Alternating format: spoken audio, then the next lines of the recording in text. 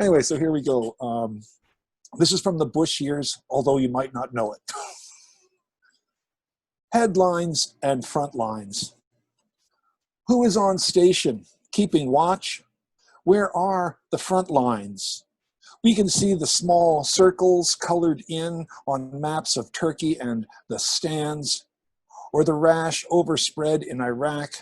These are the usual suspects commonly held as front lines. But on the Golden Gate, a camouflaged vehicle is parked at ease nearby two soldiers, weapons slung on their shoulders. Looking at their non-issue wraparounds, their eyes are hidden from view. The sun's glinting gleam slips along silver rims, edging my awareness, and I see their presence as a newer, kinder, gentler frontier front line. Long and torturous then, the front line runs through every place, tangled and spaghettied, crossing the wires, bringing us the news. It's in the news speak, punctuating the fabric of our lives, point by needle point, insinuations whip-stitched to penetrate the warp and woof of our day-to-day world. Along these lines, we are strung out with the lines that affront the airport's blinkless computers, the digital double-gangers ranked and filed by the millions, and the blinkered thinking hemming in constitutional exercise. It is the loopholes made into twist into knots pressing into the skin as they tighten around the wrists. It is the whirls and signatures on unseen warrants, the lines someone signs on, or the perimeter of Camp X-Ray. As front lines become headlines, headlines become front lines. In the Fourth Estate, fifth columns advance across the dailies, yellowing the journalism, cut off, surrounded, holdout op-eds are co-opted as slowly, surely, each word, every line affronts.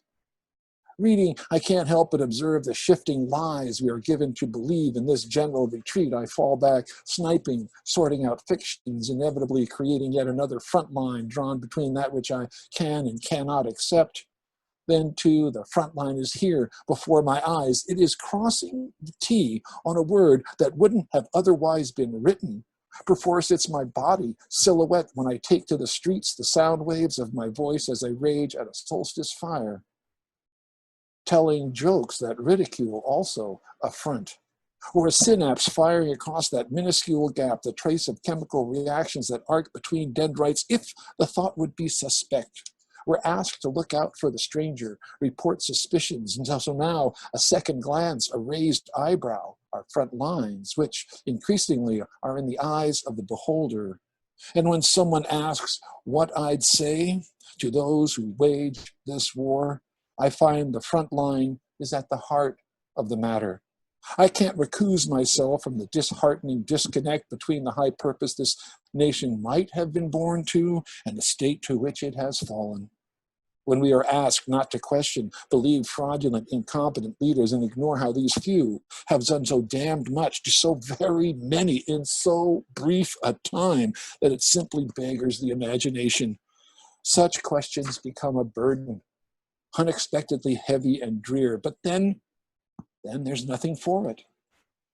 If I choose to live, because with each painful heartbeat, I am reminded that my heart has been run through and it is on the line, so I'll have no solace, for I can't back away or turn an about face, because there'd be no real time between that kind of choice and the living death. So the Bush years, I used to call it the reign of error.